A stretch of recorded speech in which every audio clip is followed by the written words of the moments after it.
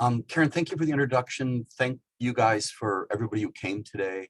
My students, when they have to do presentations, always hope that no one shows up because they're nervous. I'm actually always nervous that no one will show up. You know, after you sort of put the what you want to say together, it's really nice that you guys are here. So thank you for coming. I particularly am excited about Ernesto Laza de la Vega being here because I like to say Ernesto Laza de la Vega. So I got asked to talk about wildlife and ponds. And so I'm going to do that. And spoiler alert, I'm in favor of both ponds and wildlife. And when I think it was Karen that asked me, I had these grand ideas. What I really wanted to deliver to you guys today was like a GoPro video where I would put my mask and snorkel on and go right into the pond so you could see cool stuff there. And it's the time of COVID and everything is harder and I could never carve out that time. So I apologize, but I told these guys, if you bring me back sometime, I'll do even a better presentation on wildlife. So we're on the second slide. Karen, can you see it all right?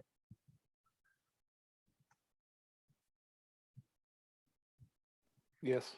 Okay, thank you. Sorry, Whoever that I muted myself. Sorry. No worries. I just, as we shifted, I wanted to You're make good. sure I wasn't talking past my slides. So Karen did an introduction for me. When I do talks to the public, I often put up some slide like this from Wordle, where I've taken the titles of the papers that I've published.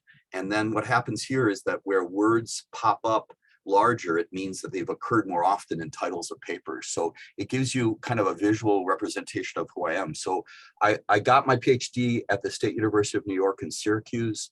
I was studying systems ecology, which is the application of computer models to understanding dynamics in ecological systems. So one thing that's always true about systems ecologists is that they end up dabbling in a whole bunch of different taxa and a whole bunch of different ecosystems. And I found that coming to FGCU is a real gift for me because the emphasis on quality education allowed me to not have to worry about being the world's expert on modeling hurricane impacts on the Caribbean. I could work in different systems with different taxa and sort of explore this idea of how do ecosystems change through time. So you'll see different things popping up there, and a lot of my work has been focused locally rather than in other parts of the world. It also means that I know a little bit about a lot, and I'm not a real expert on much. So as we're doing this, somebody might think to ask me, well, how many eggs does a water moccasin lay? And I might not be able to answer some of those questions about specific life history, but I hope you'll still enjoy the talk. So this is a quote from this Senegalese forest engineer. He said this at a UN meeting, I think it was in 1967 or 1968. It kind of resonates through the environmental education community, that in the end we'll conserve only what we love, that we will love only what we understand, and that we will understand what we've been taught. Sorry, I choked up a little bit about that. This is, for me, powerful words. And I think particularly in South Florida, I mean, I don't know everybody that's on the presentation right now, but most of us still come from someplace else. I grew up in Michigan, and many places between here and Florida. But I think sometimes we don't know what to conserve because we don't necessarily love a landscape that we didn't grow up in because we don't fully understand it. So I really appreciate you guys that are putting together this series of presentations to let people come in and help folks better understand their land.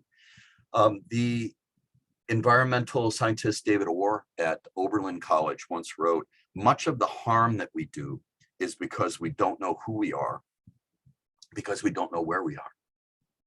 And I think that's another way of thinking about the need to better understand our landscape. So here's a crappy picture of a pond, because I had to pull this off the web because we don't have any ponds like this on campus. But to understand South Florida, it's important to understand why we build these stormwater ponds. And I haven't been part of this whole ongoing system team Marlene, Ernesto, Maria, Karen, if I'm being redundant, I apologize. But at some level, stormwater ponds are at least in part intended to help control flooding. So you have places on your landscape that can fill up with water when the rainy season comes or when a tropical system comes through, rather than flooding our homes or our roads. So you can think of it as a hole in the ground. I'm today going to talk about why it can be so much more than that, but we can start from that place about it being a hole in the ground.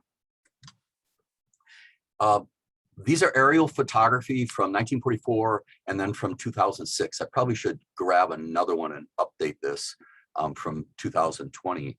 But if you look at the picture on the left-hand side, end of World War II, you can catch a little bit of the edge of the Caloosahatchee River. You can see people have got homes and businesses along that edge of the river. And as you get into where 6 Mile Cypress Slough is, certainly where I-75 is, there isn't much development at that point. But if you look at that map closely, you can see these dark spots, which is this pock marking of native ponds that go through this landscape. And that's how this system used to work. So if you want to understand where we are now, it's important to understand that when the rainy season comes, the landscape fills. And by filling up the landscape, it recharges the aquifers, and then it also buffers the release of water to the estuaries downstream. That's the way it used to work. And the wildlife that was associated with this landscape was used to the landscape working like that. So we came in and decided that we didn't want the landscape to flood, and we dug a bunch of canals to try to get that water off the landscape quicker. And it took decades for us to figure out that we broke something unintentionally, that if the water all flows off too fast, then the estuary gets this slug of fresh water, which stresses the things in the near coastal system. And then as we come into the dry season, all the water's gone from the landscape and there's no more fresh water that would normally flow down.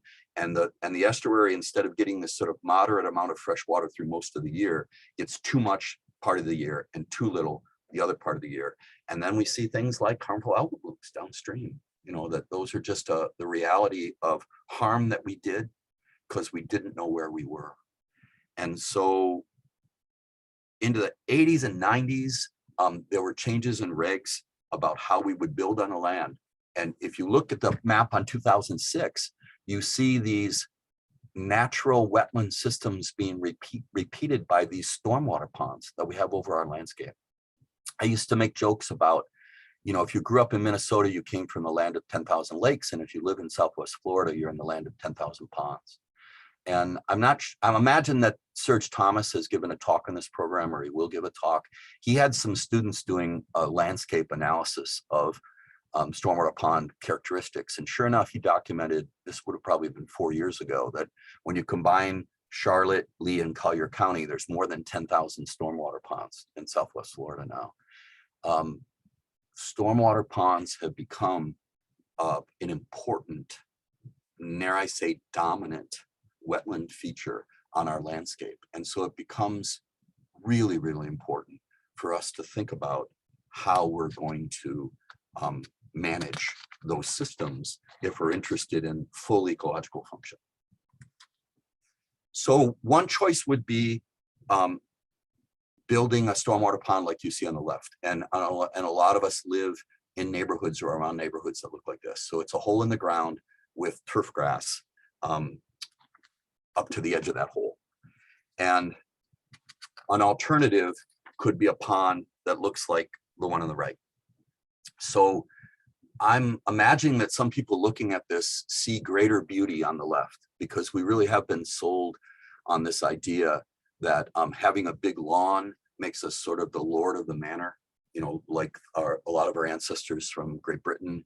And so that we want to have a thick green lawn in our front yard, in our backyard. We don't want to have a messy place like on the right. Where I grew up in Michigan, particularly in northern Michigan, a lot of the lakes are glacial, and so they're quite clear. They're not very heavily nutrient loaded, so you don't tend to get really dense vegetation. So I might look at a lake like the pond that's on the right and think it's messy. and it's filled with weeds, and that I really want it to look like the left, because that's been the aesthetic that I've aspired to. It's important to understand that the other role that ponds play in our landscape is to buffer the nutrient loading that goes downstream. And that one on the right is going to do a better job of that than the one on the left. And I'll go ahead and jump on my soapbox that I really struggle with the idea that we're going to grow grass, use water, use nutrients, pay people to mow it. About 15 years ago, the estimate was that the #1 agricultural horticultural crop that we grow in Florida is not oranges, it's turf grass. That we have more acreage in turf grass than anything that we eat. And so there is a price associated with those decisions, a direct price, which is that we're going to have to pay to fertilize, and we're going to use water, and we're going to pay somebody to mow it. And then there's a longer term indirect one that if we don't have ponds like the right hand side on the screen, some of the nutrients are going to run off that grass, are going to end up in the near coastal systems, and we're going to see issues like red tide and harmful algal blooms because of those decisions. So let's stop for a minute here and think about, if we've got this in our backyard, what is it that we're concerned about in terms of possible fear of the kind of wildlife that would do that. So we test fired this. I'm not sure how well it's going to work, but we'll try. So what I want you to do now, with that music in the background, is get into the chat and write down 1, 2, 3 things that you would fear from a stormwater pond.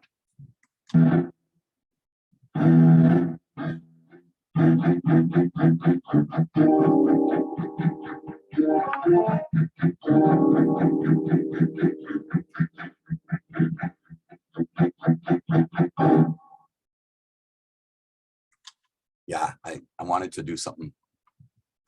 I couldn't give you a GoPro trip into the lake, but I wanted to do something that maybe you would have fun with. Karen, have we got stuff popping up? We sure do. So and Ernesto, you should put it in there too. And Maria and Marlene. Snakes, bugs, and mold. Ooh, mold is a really good one. Whoever put that one down there, and I'm sorry that I don't have good mold slides. That was from Jenna. And Lisa says water moccasins. Ernesto says bacteria. Yeah, Ernesto, you shouldn't have put that one down.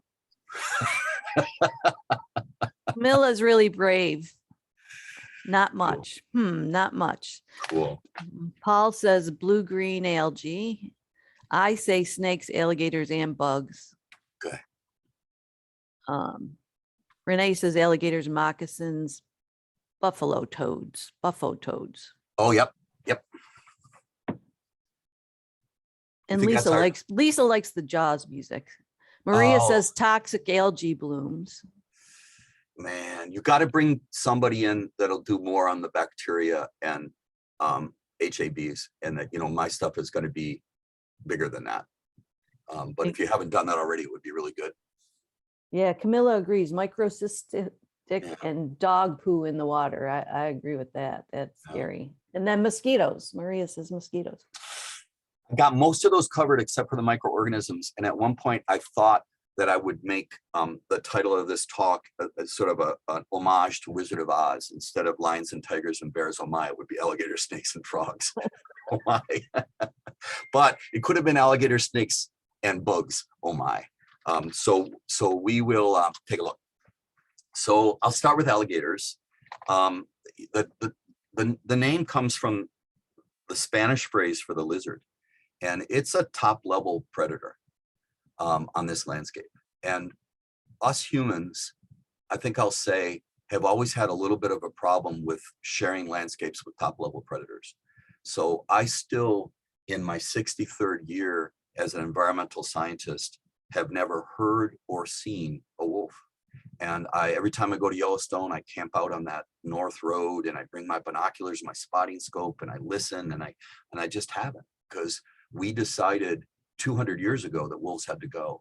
And it took us 150 years to realize that was a bad idea. On this landscape, we went down that road for a while with panthers, and panthers are recovering. Although we're starting to see more panther and human resident impacts in places like Golden Gate.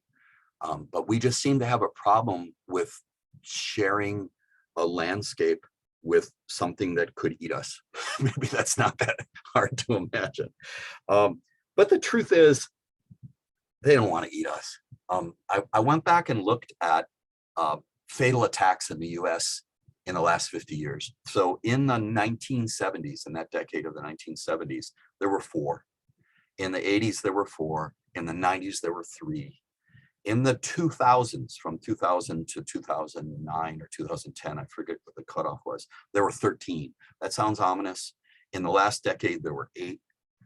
So certainly alligator populations are recovering and human populations are expanding. And so there is a little bit more, but we really want to look at, on average, in a single year, more people are killed by dogs than in the last 50 years by alligators. On average, in a single year, more people are literally killed by lightning than in the last 50 years. So if we just use sort of the occurrence of mortality, you're more than 50 times more likely to be killed by a dog than an alligator, and more than 50 times more likely to be killed by lightning than an alligator. They don't want to eat us. Most of the interactions with alligators come from people are walking their dogs in alligators territory, and a dog is prey for an alligator. So I walk my dogs along canals. I don't do it in the early evening, and I try to be hyper alert to the likelihood that there's going to be an alligator in that associated water. I've only had one incident where, just as my dog was off leash and went down to the water, I saw a swirl of a gator going down that I hadn't seen its head, and a V that it was headed towards my dog. And I called my dog back, and there was no interaction after that. I love my dogs. And I apologize if I'm about to step on anybody's toes who may have lost a dog, but I think if I'm ever not alert and my dog gets attacked by an alligator, I am probably going to go in the water and try and save him. But I'll know who to blame for that. And it's not my dog, and it's not the alligator. It's me.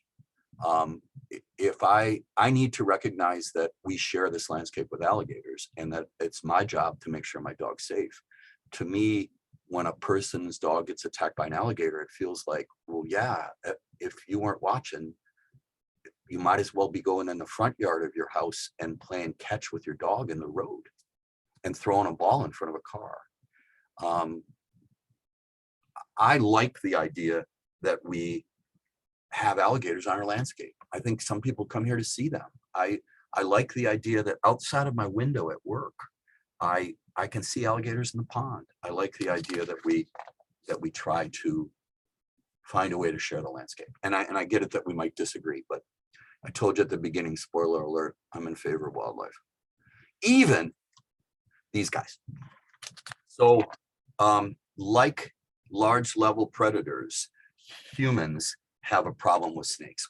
Most of us understand this goes back to the Bible, and that we can think about the snake as the root of all evil, even though it was really Eve's fault for listening to the snake, as says the old white man. I'll come back to that. I think snakes are cool. They often play the same role that alligators do with upper level predators.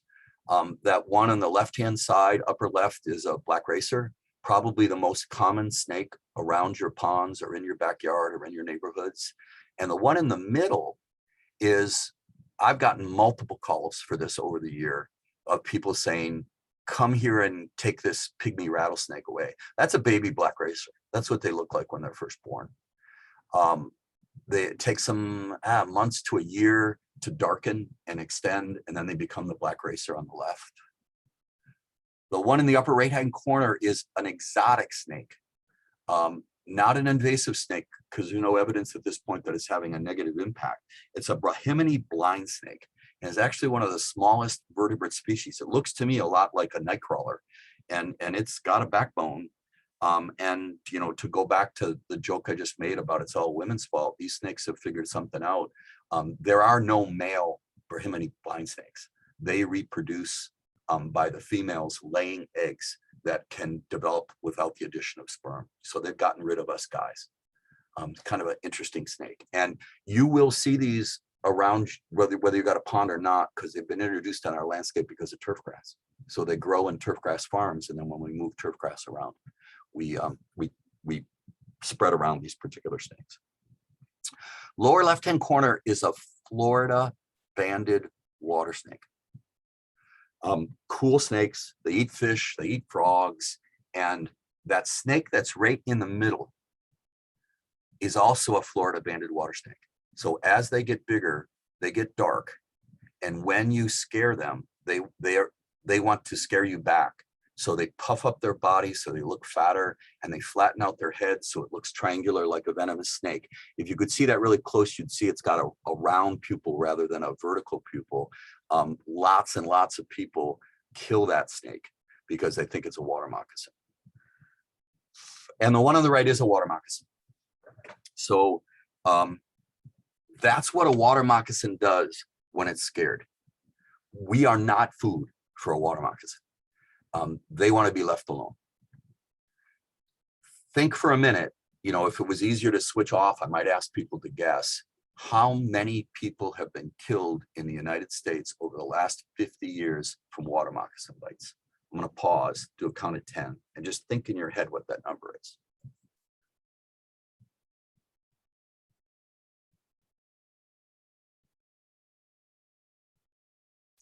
The answer is 2. One in 1971, a guy collecting snakes got bit in the hand. And the more recent one is in 2015. The way it's reported online is that the coroner, though, called that particular death undetermined because in addition to having an untreated water moccasin bite, the person who died had alcohol in their system and a quote lethal level of oxycodone. So exactly what happened to cause that person to be bit by that snake, we'll probably never understand. But one of my friends, when we're thinking about our fear of snakes, and you know, we see that thing on the water moccasin, he said, you got to think about it this way. To a snake, it's sort of like if we're out in the woods and an elephant comes and we're about to be stepped on by an elephant. We're going to scream. We'll probably show it our teeth, and if necessary, we might bite the leg of the elephant so we don't get stepped on. These snakes do not want to bite us. I've been bitten by banded water snakes and black racers. I've never been bitten by a water moccasin, and every time I got bit, it was my fault because wow, what a cool snake! I'm gonna go pick them up. Yeah, they're just scared of us, and I don't know if that helps us to understand them, to, you know, figure out what they're there for and that we don't have to fear them. I hope maybe it does. Hey, can you Yeah. just repeat how many years, over how many years was it only 2 deaths? Since 1970, 50 years, a little bit over 50 years, two moccasin deaths. So shoot, I think I crunched those numbers. I think it turns out that you're something like 60,000 times more likely to be killed by a car than a water moccasin. And then you've probably got to make it 600,000 times more likely that you'll die of COVID than a water moccasin bite. Yeah, people are scared of them because we're scared of snakes, and people are scared of them because we don't like things that can kill us. But one way to approach that is to share the space with them. Now, I'm about to contradict myself as we go on to the next slide. So frogs, nobody listed frogs specifically. Somebody said bufo toad. So that's down in the lower right-hand corner is a cane toad or a bufo toad. Some people are scared of frogs. It never made any sense to me. You know, they're not venomous. There are some species of frogs, including one that's on the screen that produces a toxin in its skin. So if you licked it or touched it and put it to your mouth, you'd have an unpleasant day. But I think it's that they're fast and they jump and, people have trouble with them. So on the top are all native species. And I'm gonna try to do this thing that we practice that will probably fail, but I'm gonna try anyway. Shoot. Karen, did I just lose my slide? Yeah, you did. Yeah, dang it. So we practiced get that. it. We practiced that. You'll so get it well. back. You'll get it back. No worries.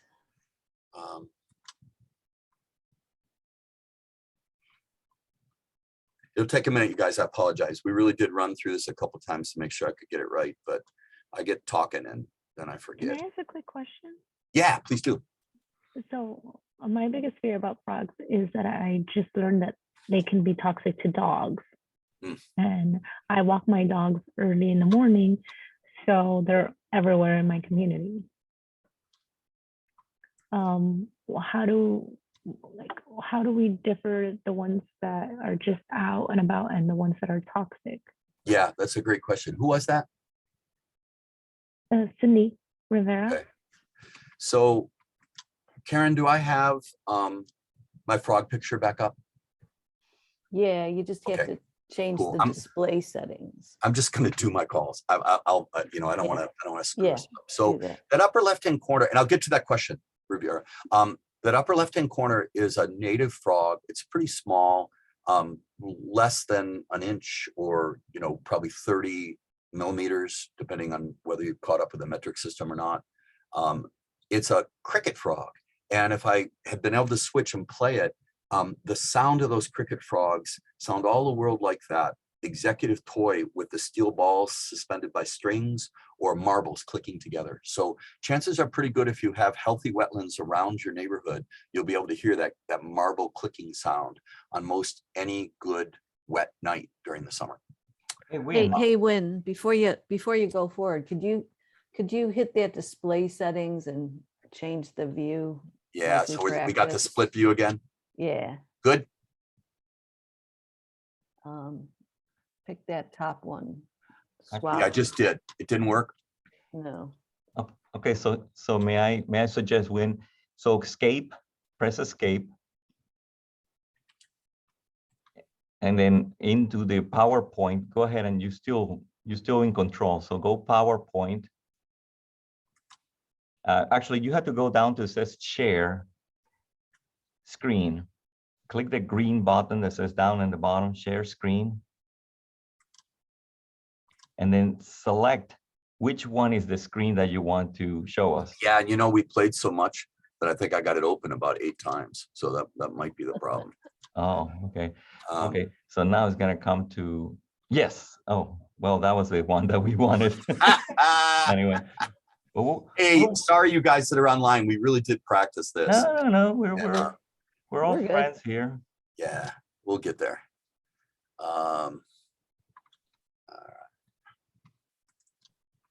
Okay, it's almost there. Okay, now we can hear the cricket.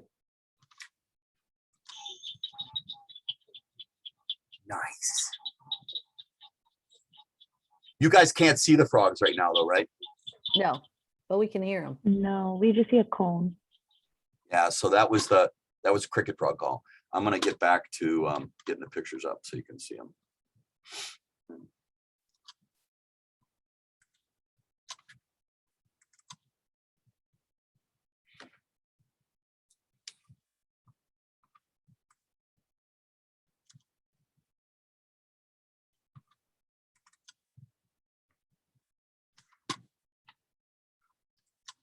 So you can Almost close there. that.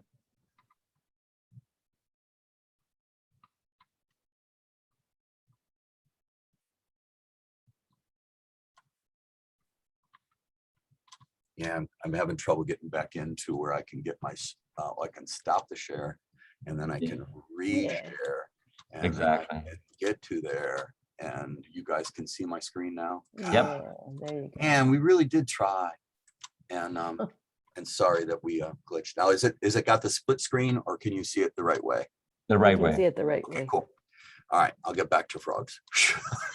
I'm Okay. telling you guys online, this is every day in school now. So in the middle, I haven't forgot the question, I'll get to it, is an oak toad. And you can see they're really small, but that's an adult oak toad. Sometimes as small as a quarter that they would sit on. You can identify them from that white band that goes down it. And their calls that I'm not going to try to do sound like a chicken peeping, if you could find it. So the next time you hear frogs, listen carefully to what you're hearing. If you're hearing marbles, cricket frog. If you're hearing cheeping, it's an oak toad. And the one on the right, which is maybe a little bit bigger than that, is a narrowmouth frog, sometimes called a narrowmouth toad. I think they sound like a lamb. And again, you'll hear those if you've got intact, healthy native vegetation in the wetlands around your system. The one in the middle is a pig frog. Their call sounds a lot like a grunting pig, and it's a much bigger one. And in South Florida, this is actually the one they harvest to get frog legs. All of those native frogs are not a problem for a dog to eat. All of the native frogs do not have any kind of toxin associated with them. On the left-hand side, with the big toe pads, is an exotic Cuban tree frog. Those are probably on your house and in your neighborhood. They have a toxin on their skin that hasn't been identified as particularly bad for dogs. I think if your dog got hold of one of those, they'd spit it out. But the one that you're hearing about the dogs is this cane toad or bufo toad on the right-hand side. Big, they get palm-sized or larger. You can see how large that one. That's a pretty extreme one. I think any big toad that you see around, you want to keep your dog away from. So if you're walking your dog on a leash, I think it's going to be okay. So I said it's really cool to have alligators in your backyard, and snakes are necessary. And I personally draw the line on these cane toads. So if I find them in my backyard, I remove them with a shovel, because my big dog will bite them and get the toxin off of those toxin glands that are right up above the thumb. And he's 90 pounds, so it doesn't kill him, but it does make him anxious, and he pants and he salivates. So the one that you really want to watch out for is these big toads. They sound a lot like a burrowing owl. If I can get some spit in my mouth, I can do it. A kind of a vibrato. And you probably are going to hear that in a lot of neighborhoods now, because they've really moved into Southwest Florida. A lot of efforts to try to control them. I jumped around, and I'm not sure if you guys have covered this before, in sort of understanding the ecology of our landscape. But ecologists make this distinction between something that was not native to this landscape, called an exotic, and something that's not native to this landscape that's having a negative impact, called invasive. So Cuban tree frogs and cane toads are both considered invasive. They both have measurable negative impacts.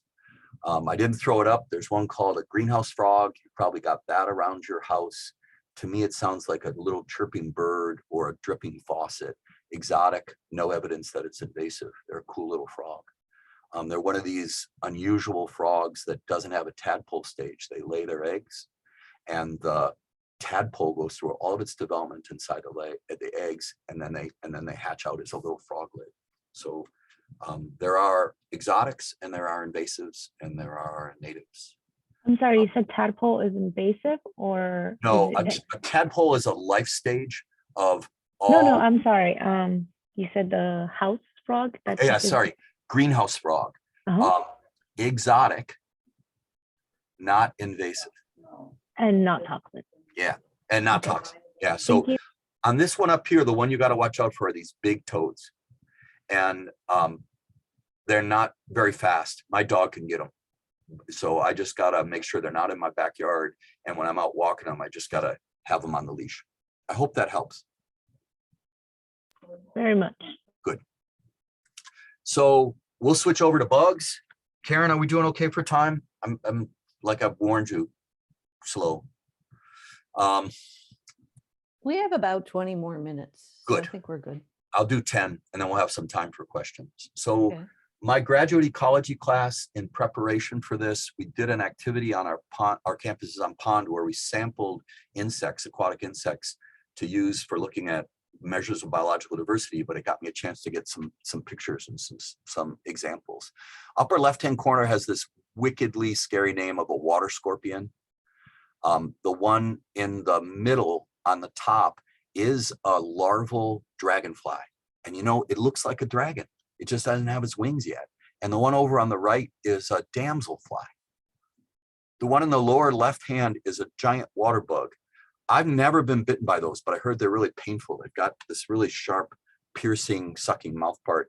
And I found a picture online of one attacking a baby turtle. I mean, they're kind of big and badass. And all 4 of the ones I just did are carnivores. So they will be feeding on other insects, including the lower right-hand corner, the mosquitoes that a lot of us are worried about.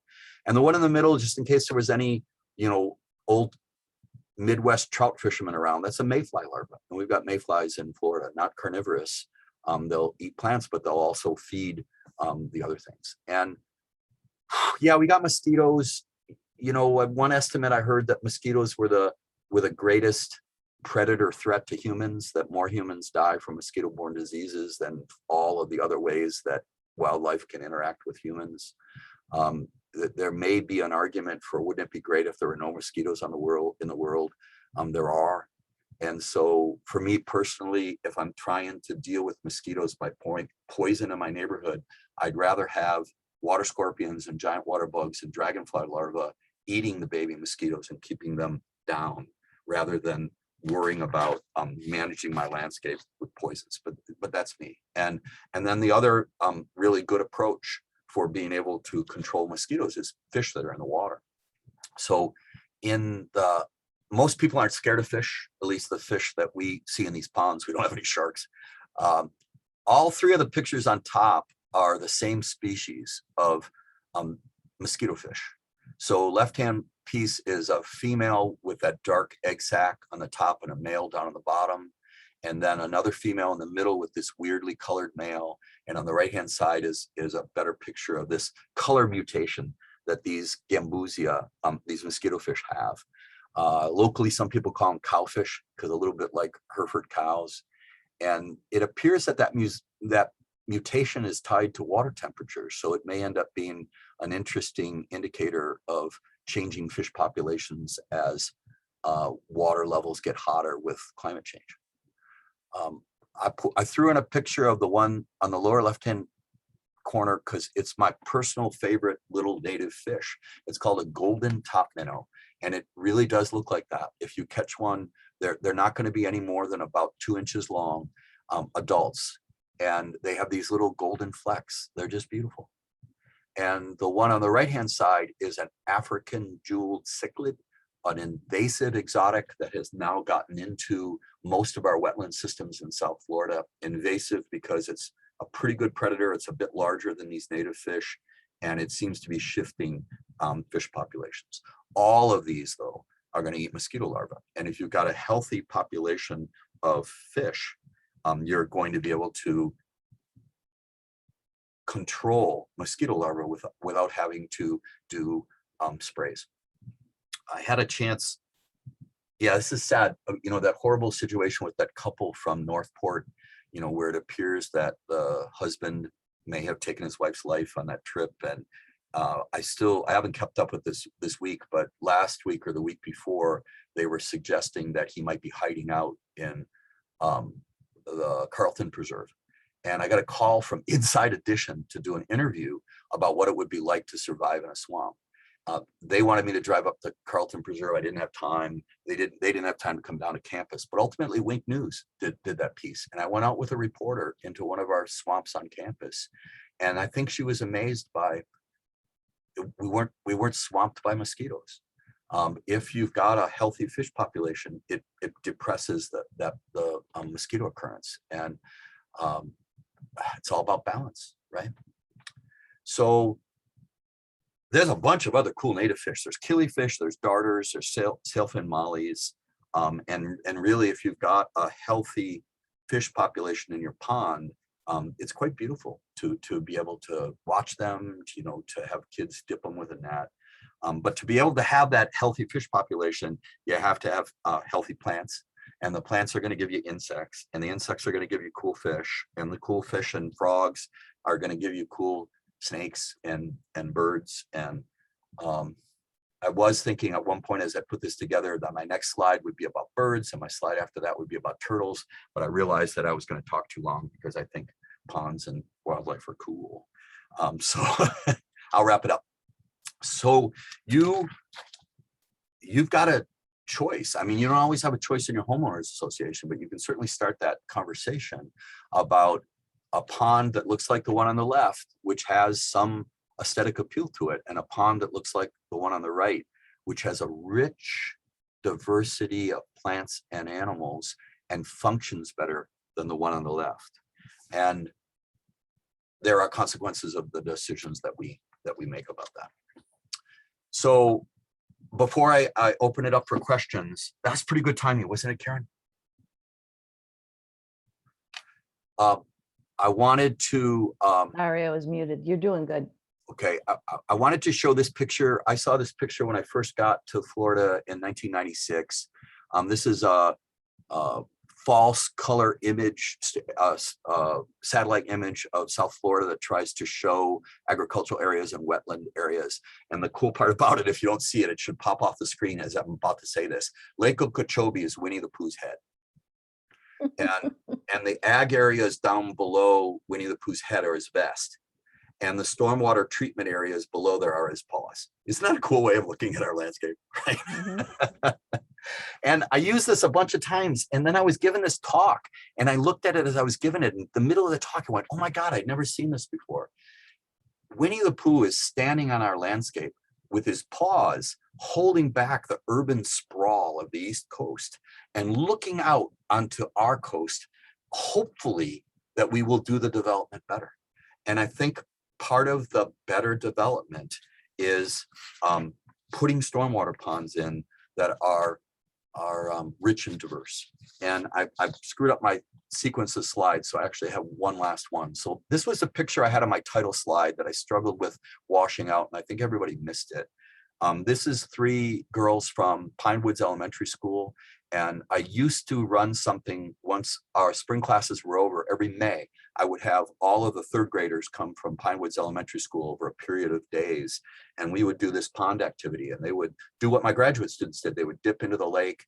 We'd come into the lab. We got out microscopes. We would look for what kinds of bugs were in the lake. And it was just a joyful day, right? I mean, kids, nets, water, microscopes, can't go wrong.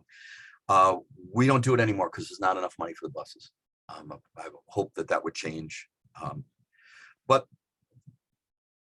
12 years ago, 13 years ago, this book kind of, again, resonated through the environmental education community by Richard Louv, Last Child in the Woods.